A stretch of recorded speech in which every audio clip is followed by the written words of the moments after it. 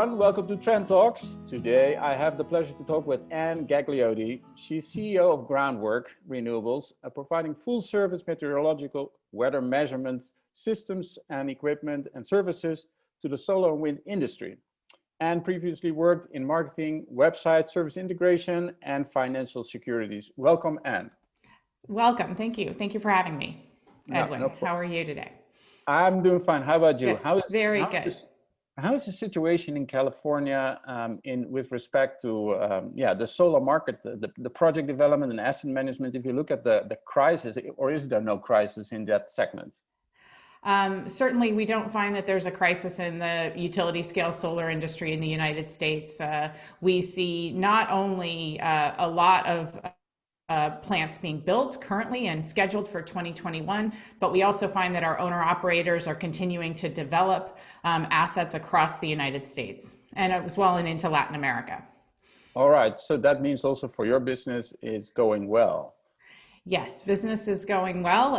You don't want to necessarily say that because so many businesses are having difficulties right now. But I feel like we're a very mission-driven company. We want to accelerate solar adoption and dominance, and so it's important that we continue to build in light of the current coronavirus crisis and pandemic. Yeah, well, that's great to hear that continues with that mission. Yeah. We need that change.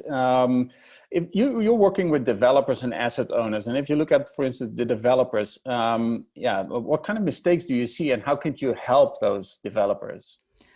We're helping.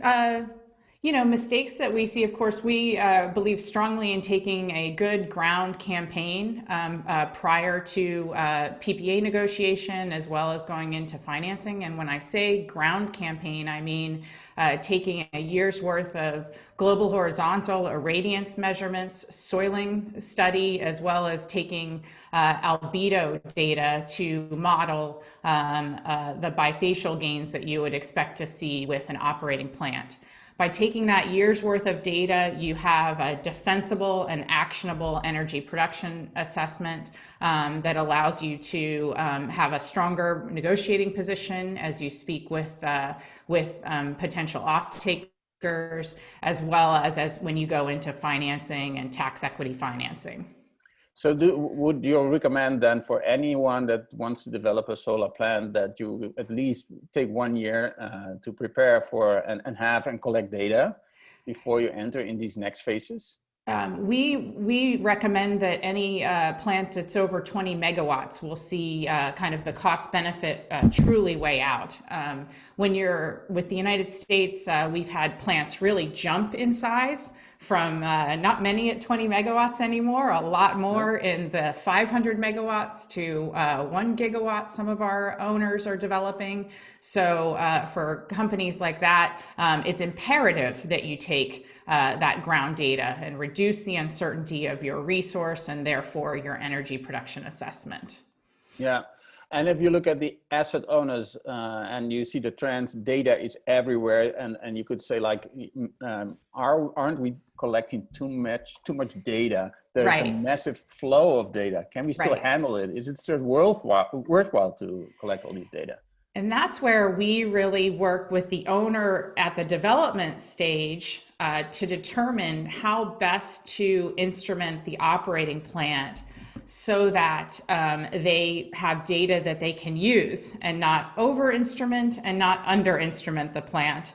And then also correct placement of the equipment so that they're getting the best inputs for their analytics. And certainly the analytics have to improve, but we do believe that having the right amount of data is necessary to compare against the asset and its performance. Yeah. Just to speak a little bit more to that, many of our owners right now are developing test facilities just for that very purpose, to try different sensor configurations, to compare it against output, and then and then also how they're going to use that data for their analytics, how they're going to even use the data to inform the design of the plant. All right. Okay. Switching to what you see in your segment, in your market, as the big opportunities and the latest trends, maybe innovations. Is there anything that you can share with us? This I think is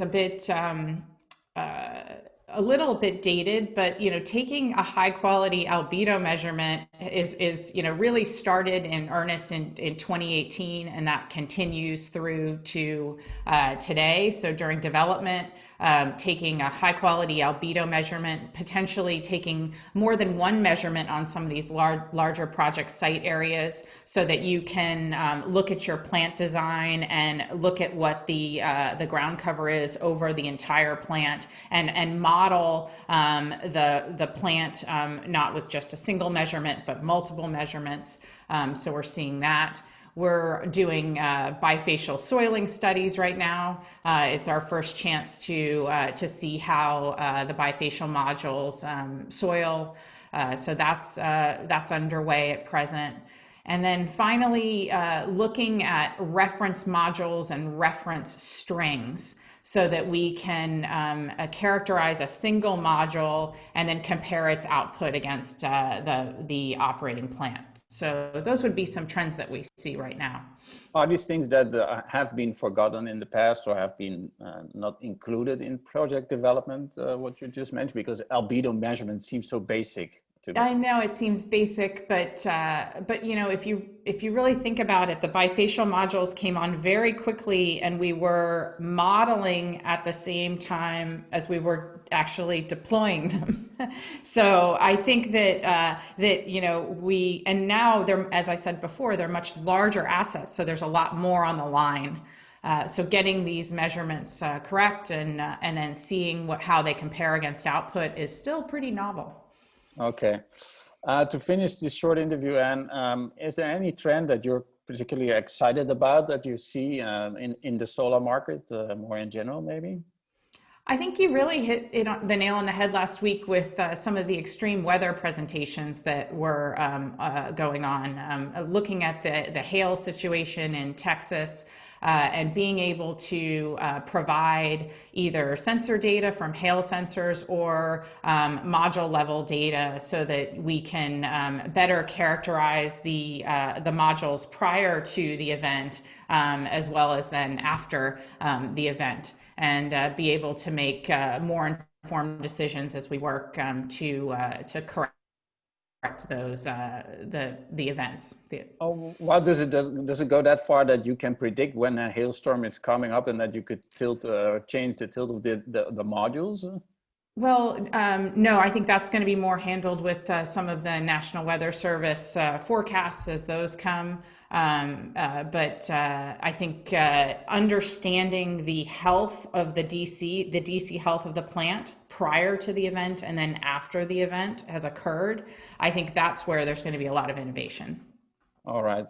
Well, I would like to thank you, Anne, for this short interview, and I look forward to seeing you live at some of our physical events, hopefully taking place next year again. Yeah, great. Thank you. Thank you so much.